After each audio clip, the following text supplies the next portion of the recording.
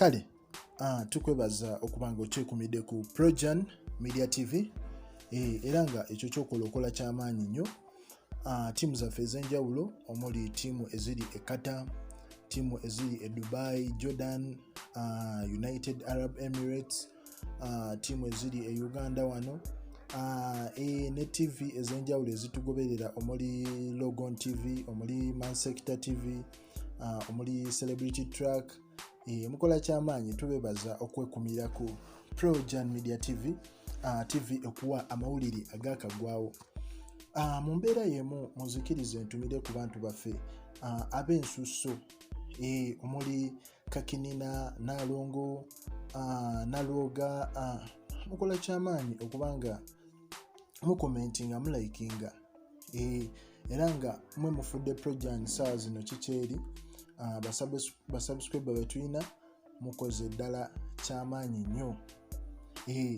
Olwaleero muzikirize mbatwaleko mu research azuuliddwa olunaku olwaleero, nga research ono si mulala naye abakugu bavuddeyo ne bagamba nti waliwo ensonga ze basonzeeko ennwe.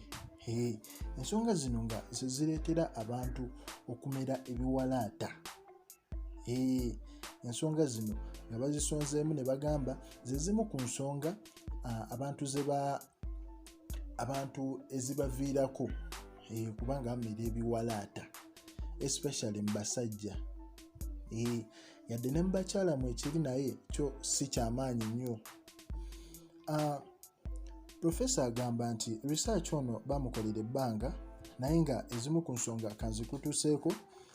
Ensonga esooka mulimu okubanga ensonga y'okuba nti kyansikirano. Ffenna tulaba mwana mulenzi Edirisa Musuuza omwetegereza obulungi, si nti taagala beerako na nviiri. Kati awo batimu Kenzo bagenda kunnumba, naye nga nedda just mpadde example kulabirako, kubanga ffenna tumulabye ng'akula naye nga si ye muntu akuze n'enviiri nga ye. Osegeera ndi kati nga ye musaayi gwe yasikiramu ki? Mulimu olukululu olwo, famire mwalimu abantu abalina ebiwalaata. Era omwetegereza nti enviiri ze ne bwe ziba zikuze zikoma muno mu sayidi, zikolamu kaleeta M.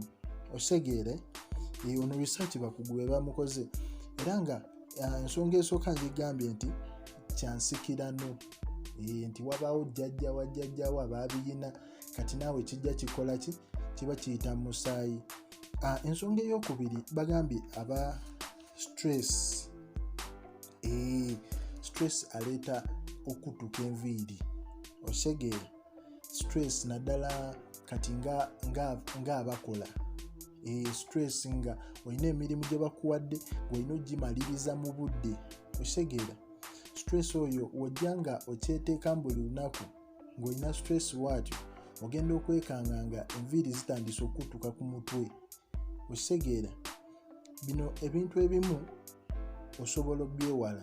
Osegeera yadde olina pressure naye gwe omubiri gwo togukomandinga kutambulira ku ki?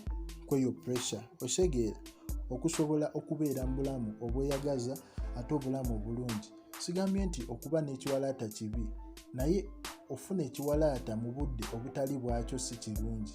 Osegeera oli mwana myaka 16 noba ng'olina ekiwalaata. Osegeera tekiba kirungi. So ensonga eyo ogitegedde, ensonga ya stress. Stress ow'emirundi emingi, waliwo stress owa famire, famire bakussaako stress, waliwo stress okuva mu mikwano gyo. Osegeera nayo nsonga nkulu nnyo eyo, era tugezeeko okuwala stress. Stress oyo tumumanyi nti aleeta n'embalabe mu face. Osegeera ono research bamukoze naye abamukoze badde basinziira ku Edirisa Musuuza engeri gya trending. Osegeera naye kati ffe nga bannamawulire, omanyi oba osoma amawulire bakunnyonnyola ekintu kyayita objectivity, tetulina bana side. Osegeera ate ekintu ekikyamu osobola kifuula ekirungi.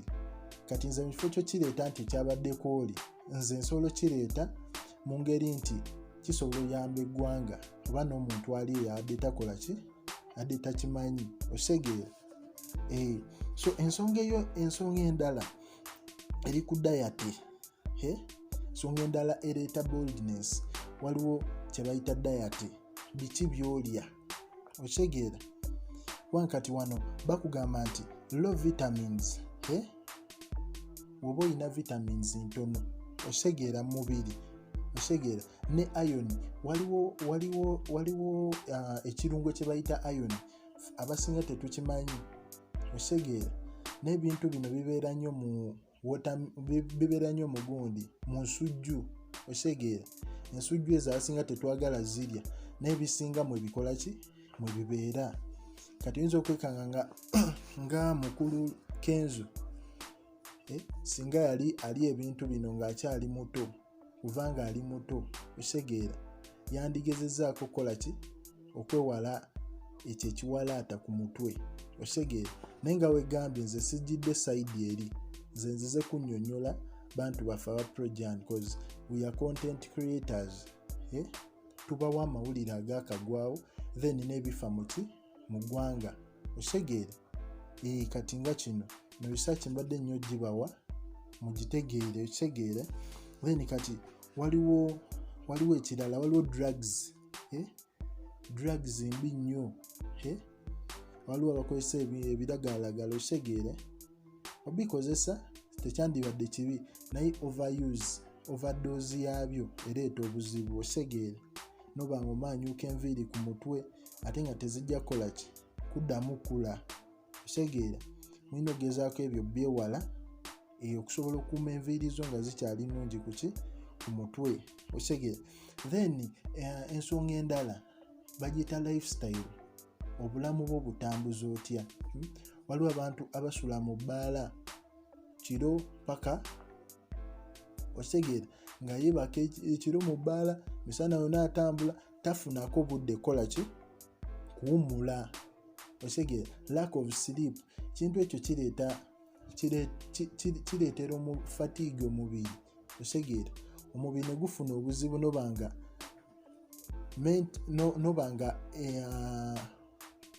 bakiyita batya, nobanga olina ebitundu olina kiyite ntya, ng'olina obusimu obutakola osegeera. Olimitinga yo body flow osegeera. Body flow engeri omubiri gye gwanditambuddemu ogudistorting oba ogwonoona osegeera. Teweebase kiro n'emisana teweebase, mubiri gukooye. Kati obwo buzibu bwonna oleeta stress. Kati ebyo byonna byagenza ozuuka mu research nti bikuleetera okuba nga toyina nviiri ku mutwe osegeera. Okunywa nnyo omwenge osegeera, buli ssaawa oba muzippate nga towummuzaako mubiri gwo osegeera. Ebintu ebyo byonna bireeta ki boldness. So bano ngeri gye bakoze research eno ebbulukukiramu Eddie Kenzo, tikyovola atalina nviiri ku mutwe. Naye nze ekyo nakiwakanyiza osegeera. Yadde taziyina naye alabika bulungi osegeera. Si buli omuntu alina obba n'enviiri ku mutwe, naye kati gwe nga ali eyo okugezaako okwewala obutaba na nviiri ku mutwe, gezaako kukola bino ebintu opposite ya bino ebintu byenkoze byenkugambye osegeera. Wewale nnyo stress, omubiri guwe rest emala. Oba ku pressure gezaako gikakanya osegeera. Gwe mugaso gwa Projan nti ffe twafuuka family, senti media house, simanya nti senti oba bintu nti tuli awo tifefeka Projan y'abano, nedda, ffe ya buli omu. Twafuuka family, kyovola nti content waffe tumuleeta tuli free osegeera. Ate we respect our people. Tigwali eyo gwatulaba tukusaamu nnyo ekitiibwa, kyovola atubatumira osegeera. Ndoza channel yaffe girakawo kajoin kali awo, naye ogenda olaba nti okutumira oba olina osasula. Naye twagaana edda, bino bya YouTube, ffe tulina okwengeginga abantu baffe. Tulina ne group lwakuba omukulu atera okukola stories profit adde mukosefu muko ne randa kyevola anyimiriddewo naye nga bajja bazikusomera awo oba osobola okulaba vidiyo zaffe ez'emabega awo ojja kufunamu enamba osobola joininga groups ezo nawe engaging mu topics of discussions etuba nazo buli lunaku osegeere osobola okuba nga you are part ate ng'oli family ku Projan. Kale mwebale nnyo mwebalire ddala. Kale